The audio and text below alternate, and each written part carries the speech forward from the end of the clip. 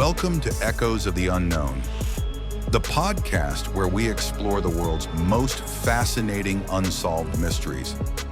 I'm Jack Montgomery, and today we're traveling to the Grand Canyon, where in 1928, a young newlywed couple embarked on the honeymoon of a lifetime. They hoped to make history by conquering one of America's most dangerous rivers. Instead, they vanished without a trace, leaving behind an abandoned boat, nearly all of their belongings, countless unanswered questions, and a mystery that has endured for almost a century. The Grand Canyon is one of the most awe-inspiring places on Earth, a landscape so vast and unforgiving that it has challenged explorers, humbled adventurers, and guarded its secrets for thousands of years. It stretches for more than 275 miles across northern Arizona, its towering sandstone walls carved by the relentless Colorado River over millions of years. To stand on the rim is to witness one of nature's greatest masterpieces. But descend into the canyon, and beauty quickly gives way to isolation. The river is powerful, unpredictable, and utterly indifferent to those who dare to navigate it. Long before modern rescue teams, satellite communications, and weather forecasts, anyone entering the canyon accepted a simple truth. Once the river carried you away, you were largely on your own. That was certainly true in the autumn of 1928, when a young married couple set out on what they hoped would become the honeymoon of a lifetime. They weren't simply looking for adventure. They wanted to make history. Their plan was bold enough to capture newspaper headlines if they succeeded, and dangerous enough that experienced river runners questioned whether they should attempt it at all. Within weeks, both husband and wife would vanish without a trace. Their sturdy wooden boat would eventually be found downstream, carrying food, clothing, cameras, and nearly all of their supplies. Yet Glen and Bessie Hyde had seemingly disappeared into one of America's greatest natural wonders. Nearly a century later, no one can say with certainty what became of them. Glen Hyde was 29 years old, and he had always been drawn to adventure. Friends described him as energetic, confident, and determined to accomplish things that others considered impossible. He had developed a fascination with river running at a time when navigating the Colorado River through the Grand Canyon remained one of the greatest challenges an outdoorsman could undertake. Every successful expedition added another chapter to the canyon's growing legend, and Glen dreamed of writing one of those chapters himself. He believed careful planning, determination, and an innovative boat design would allow him to accomplish something remarkable. Earlier that same year, Glen met 22-year-old Bessie Haley. Bright, cheerful, and equally adventurous, Bessie shared Glen's enthusiasm for seeing more of the world than most people ever would. Their romance moved quickly. Family members were surprised by how rapidly they fell in love, but there was little doubt that they complemented one another. Glen possessed confidence and ambition. Bessie brought warmth, optimism, and an adventurous spirit that matched his own. Shortly after marrying, they began planning a honeymoon unlike anything their friends or relatives could have imagined.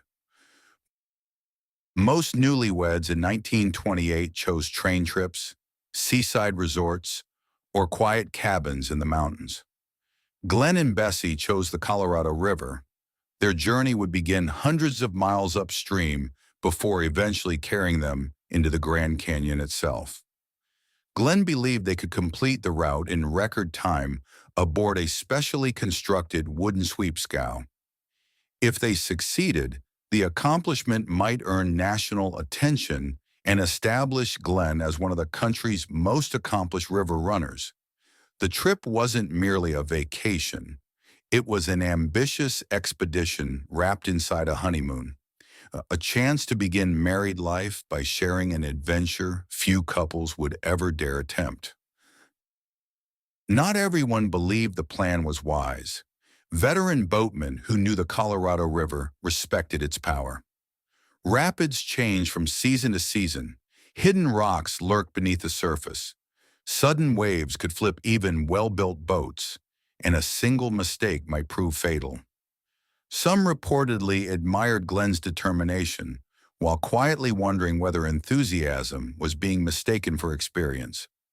Advice was offered freely, warnings were given politely, but Glen remained convinced that thorough preparation and confidence would carry them safely through the canyon. The Hyde's boat reflected that confidence. Built of wood with a broad, flat-bottomed design, it measured just over 20 feet in length and was loaded with everything they expected to need during the weeks ahead. There were canned goods, bedrolls, cooking equipment, extra clothing, cameras to document the adventure, and carefully packed provisions intended to sustain them until they emerged from the canyon. Every item had its place. Every detail suggested two people preparing for the adventure of a lifetime. With the arrival of departure day, October 20th, excitement outweighed uncertainty. Friends and well-wishers watched as the young couple made their final preparations. For Glen, the journey represented the fulfillment of a dream years in the making. For Bessie, it marked the beginning of a marriage built on shared courage and shared adventure. Neither could have known that historians, park rangers, journalists, and amateur investigators would still be discussing this expedition nearly 100 years later. The little wooden boat eased into the current, and the river slowly carried the newlyweds downstream. They smiled, waved goodbye, and disappeared around the first bend. As the Hydes continued their journey downstream, the excitement of departure gradually settled into the rhythm of life on the river. Each morning began with the simple routines of breaking camp, securing their supplies, and pushing the heavy wooden sweep scow back into the current. Some stretches of water were calm enough to admire the towering canyon walls rising hundreds of feet overhead. Others demanded complete concentration as Glen maneuvered through swift currents, hidden rocks, and increasingly turbulent rapids. Every mile carried them farther from towns, telegraph lines, and the reassuring presence of civilization. River travel in the late 1920s required far more than courage. It demanded patience, experience, and constant attention.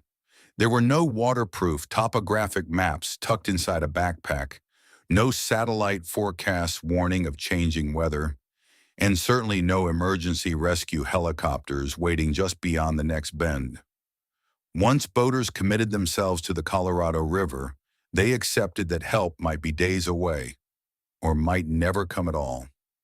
Every decision mattered, and every rapid presented a new test of judgment. The canyon itself never stopped changing. 1 hour the river drifted quietly between towering walls of polished sandstone, glowing deep shades of red and gold beneath the Arizona sun. The next it funneled into narrow passages where roaring whitewater crashed against ancient rock formations that had stood for millions of years. The Colorado River possessed a strange dual personality. It could appear peaceful enough to invite confidence, only to reveal extraordinary violence around the very next bend. For Glen, every successful rapid reinforced his belief that the expedition had been carefully planned. His confidence grew with each passing day.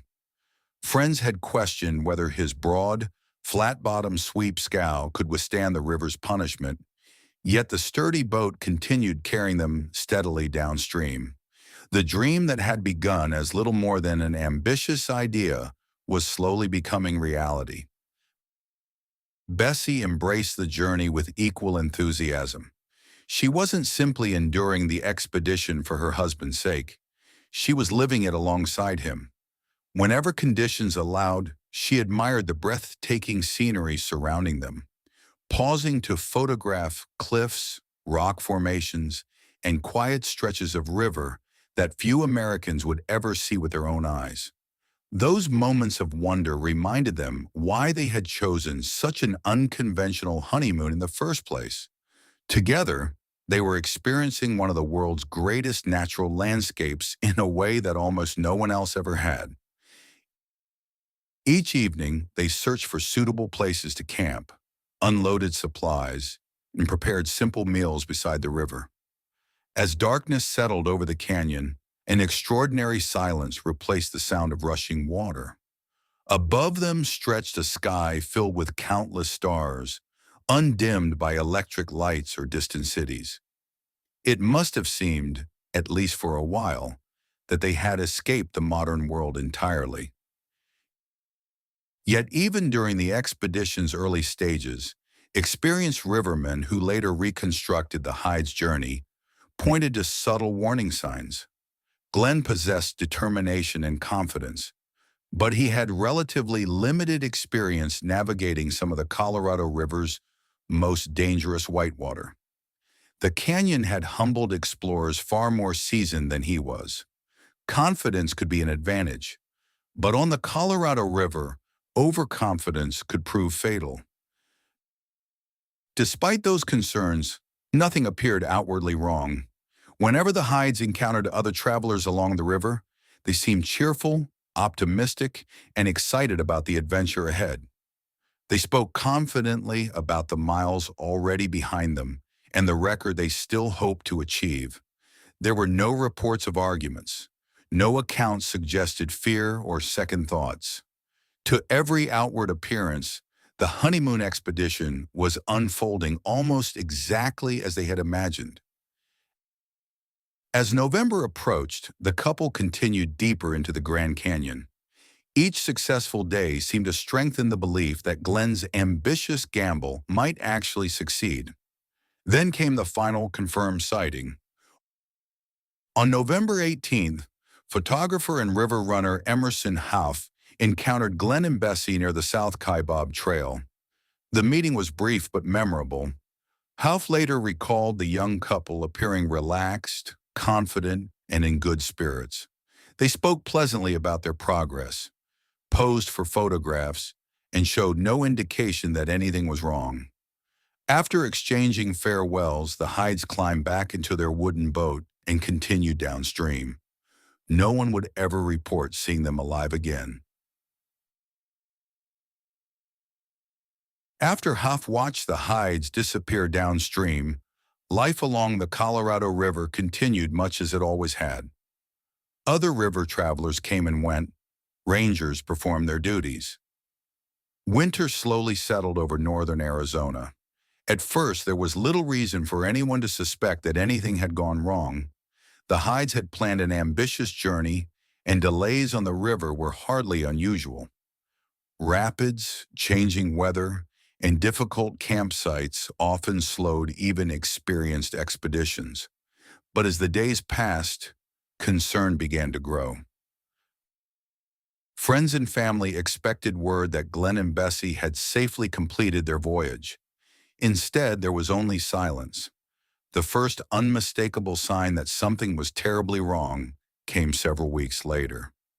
Near Diamond Creek, deep within the western reaches of the Grand Canyon, another river party made a startling discovery.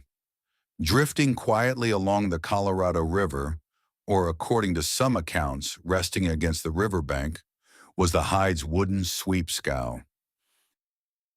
At first glance, the boat appeared remarkably intact. It had not been smashed to pieces by violent rapids. It had not sunk beneath the river.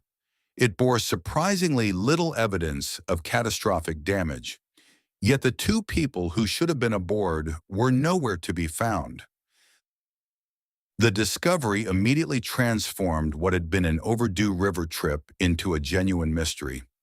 As investigators and river runners examined the boat more carefully, the questions only multiplied.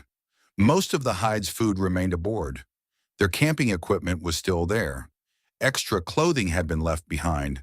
Cameras that had been intended to record the honeymoon journey were still in the boat. Money and personal belongings had apparently not been taken.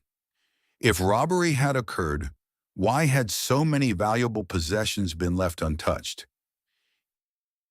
Even more puzzling, there was no obvious indication that the couple had deliberately abandoned the vessel. Had Glen and Bessie planned to leave the boat, they almost certainly would have taken food, water, and essential supplies with them. Instead, it appeared as though they had vanished suddenly, leaving behind nearly everything they owned. The boat itself offered surprisingly few clues. Although some equipment had shifted during the journey, investigators found no convincing evidence of a violent collision that would clearly explain the couple's disappearance. The sweep scow had survived the river far better than many people would have expected. If the boat survived, where were Glen and Bessie?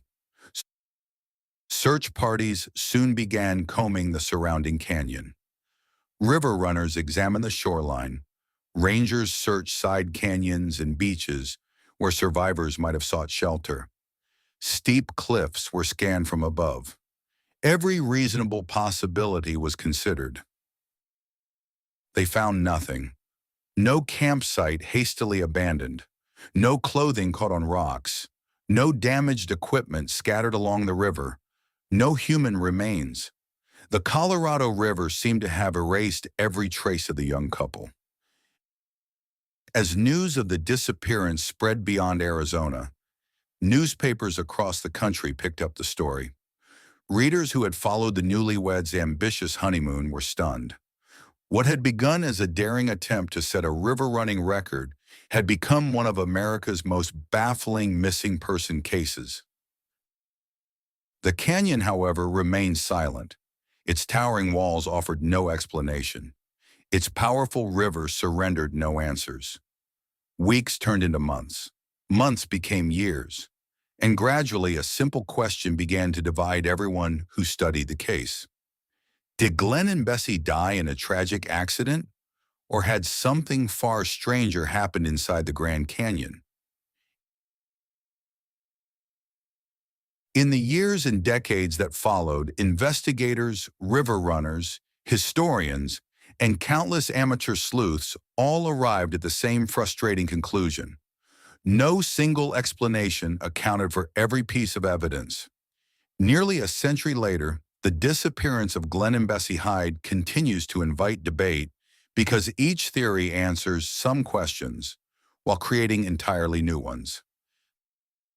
The simplest explanation is also the one many experienced river runners consider the most likely. At some point after their final confirmed sighting, the Hydes may have encountered a dangerous rapid or attempted to scout one from shore. A slip on wet rock, an unexpected surge of water, or the force of the Colorado River itself could have swept one of them into the current.